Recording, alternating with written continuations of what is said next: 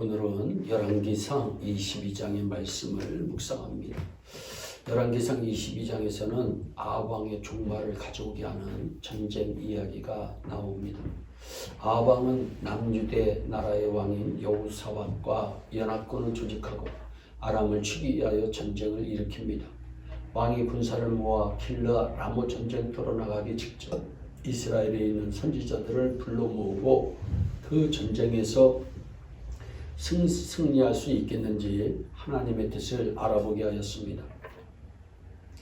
이때 아합 왕의 부름을 받고 나온 선지자가 무려 400명이나 되었는데 그들은 하나같이 하나님께서 그 전쟁을 승리하게 해 주실 것이라고 예언하는 내용의 말씀이 6절에 나옵니다.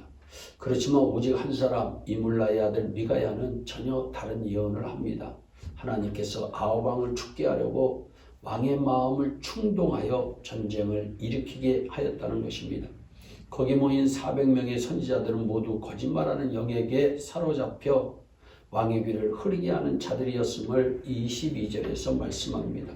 사람들은 귀에 거슬리는 말을 하면 싫어합니다. 아합 왕의 부름을 받고 사마리아 광장에 나온 선지자는 400명이나 되었는데 그들은 모두 똑같은 목소리를 내며 왕의 마음을 흡족해 하는 말을 전합니다. 이에 미가야의 사원은 이 사실을 알려주면서 선지자들의 말이 왕에게 길하게 하니 청하건대 당신의 말도 저희 중 한 사람의 말처럼 길하게 해달라고 합니다. 그러나 미가야의 반응은 여호와께서 내게 말씀하시는 것 곧 그것을 내가 말하리라 선포합니다. 선지자의 소임을 천명하는 말씀입니다. 그렇습니다. 참 선지자는 대세에 영합하지 않습니다. 참 선지자는 대세를 개의치 않습니다. 참 선지자는 권력에 아부하지도 않습니다. 참 선지자는 선지자의 길을 가겠다고 선언합니다. 예수님의 길을 가는 자 또는 선지자의 길을 가려는 자는 언제나 핍박과 고난을 피할 수 없습니다. 마태복음 16장 24절에 아무든지 나를 따르려거든 자기를 부인하고 자기 십자가를 지고 나를 쫓을 것이니라고 말씀하십니다.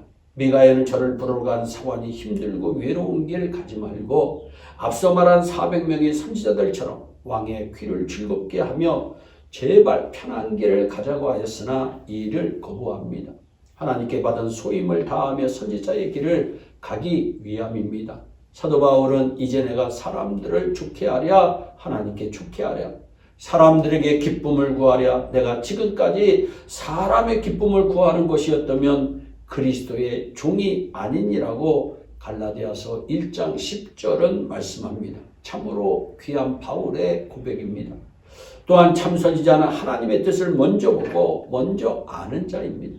하나님께서 그 종들에게 지혜와 계시의 정신을 주시고 또 마음 눈을 밝혀주어서 하나님의 하시는 일을 보고 알게 하신다고 에베소 1장 17절로 19절에서 말씀하십니다.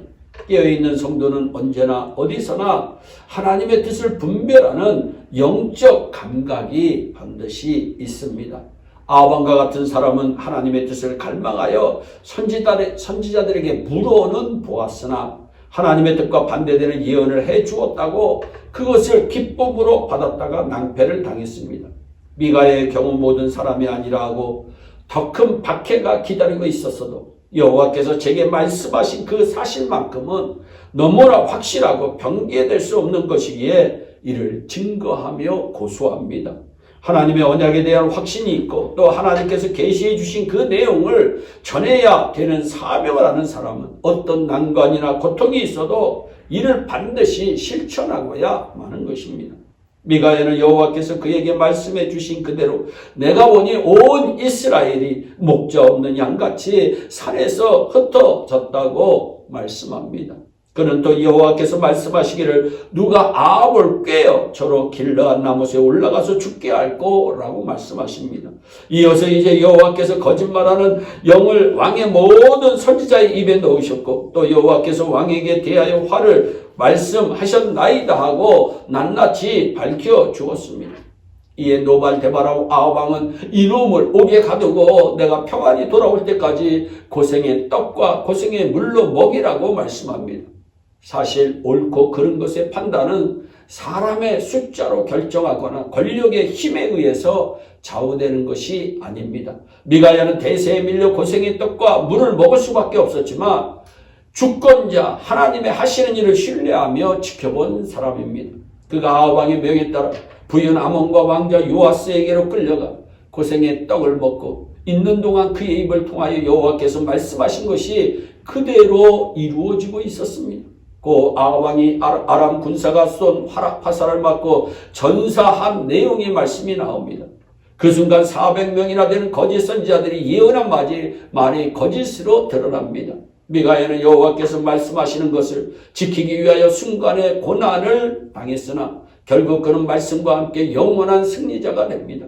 사람에 따라서 순간을 살기 위해 영혼을 포기하는 사람이 있고 영원히 살기 위해 한순간의 고난을 감수하는 사람이 있습니다. 에서의 경우는 한순간의 배고픔을 참지 못하고 자자손손 영원히 누리게 될 장자권의 기업을 포기한 사람입니다. 한편 사도 바울의 경우 세상 사람들이 추구하는 모든 좋은 조건을 순식간에 배설물처럼 포기해 버렸습니다. 히브리서 9장 27절에 한 번 죽는 것은 사람에게 정하신 것이요 그 후에는 심판이 있다고 말씀합니다.